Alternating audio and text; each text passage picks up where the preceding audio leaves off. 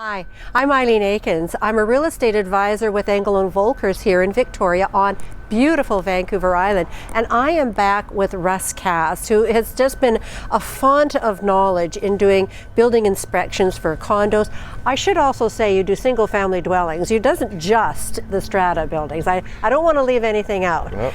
But today we're focusing on strata, and we've been looking at this building and what are the things that Russ would look at aside from the depreciation reports and the documents. We're talking about the building and the property itself. So Russ, give us your overview. What do you see here as you look around on this lot? Well, one of the first things is something I don't see, and that's an underground parking lot. This is true. Because if you have one of those in your strata building and it protrudes out of the footprint of the building underneath the garden, right? You now need a membrane. To stop the water from going through concrete. Concrete's porous. So that membrane has a finite life. It's eventually going to run out of the ability to stop water penetration. Now, when it does, there are repairs and maintenance you can do. Right. Epoxy injections, plug-in patch products, and try and maximize the life, but replacement is inevitable. And it is a big ticket item because everything must be dug up. It's all got to be removed. And then a new membrane put down. So you're saying that above ground parking like this, carport parking, is actually a benefit to the Strata Corporation? It is, in terms of long-term costing. We don't have to spend $1 million or thereabouts to replace this every 35 years or 40 years. Well, what would need to be replaced on this lot? Like what are we looking at? Well, maintaining the asphalt seal. Right. The asphalt seal is protecting the compacted subsoils underneath. Right. Which is keeping everything from having potholes and undulations on it. We want a nice smooth surface. So any cracking that occurs should be sealed. Now, you've had some cracks sealed here. Right. And it appears to me that it's not being done correctly. Oh, okay. What they've done is they've painted over the top, where they actually need to inject it into the crack to seal the crack itself. This type of sealing will only last for one summer, and then it's pulled apart.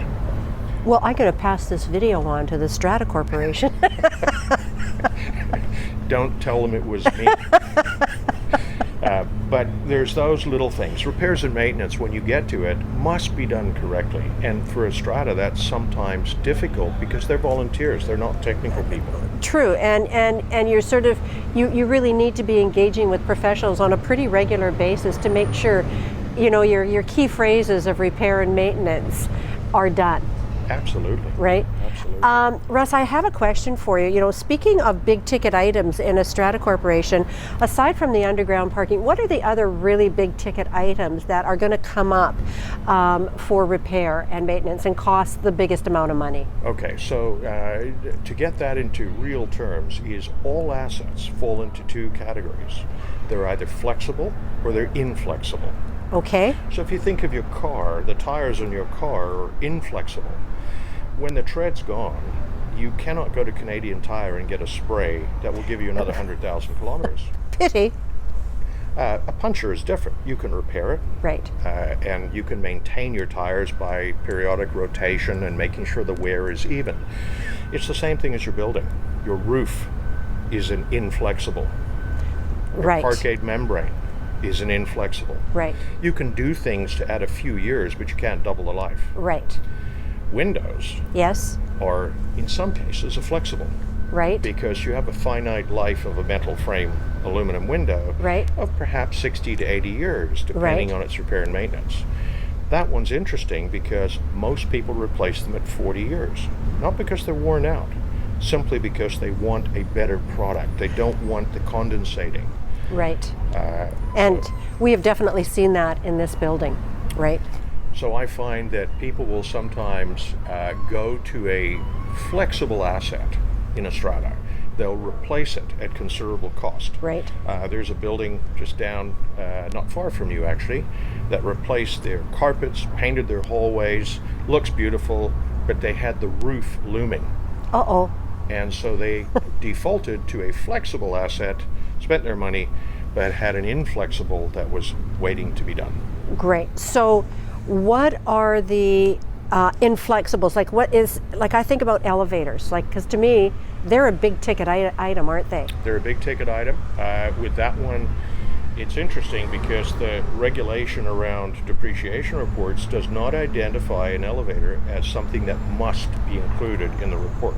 Well, that's interesting. It baffled me, but it really should be included in the report. I think why it's not is that it falls under Factories Machinery Act, and so having it under 2 acts could possibly make it a little more complicated. But you have it inspected annually. That's part of the contract. Right. Those minor repairs and maintenance are done. Right. However, anything out of that is something the Strata needs to pay for. You should be getting a heads up as to what's coming from those contractors. Got it. And so that's, I think, the reason it got left out of the musts in Strata regulation. And besides, walking upstairs is so healthy for you. It is. It is. I got to say that with a frown because I've got a bum knee. But anyway, elevators are important. Yes, but, all joking aside. Yeah. In creating the timeline for a depreciation report, a good report should focus in on the inflexibles, plug them in first. Right. Cognizant of finances, and then begin to build in the repairs and maintenance, the flexible parts around that. Got it. Got it. I just want to thank Russ so much for joining us through these videos, and I would love it if you'd come back and talk to us maybe in the winter and about how that changes things and what you're going to look at in the winter time. But I'd also like to spend some time with you perhaps talking about the financials. It's coming, so stay tuned for a later video with the famous Russ Cass. And thank you for being here today. Been a lot of fun. And I'm Aileen Eakins. Thank you so much for joining us. Don't forget to like, share, and subscribe to our YouTube channel. And if you have any comments, we would love to hear them. And if you have anything for Russ, let us know, and we'll get Russ to comment on them as well. So thanks for being here. Take care. Enjoy your day.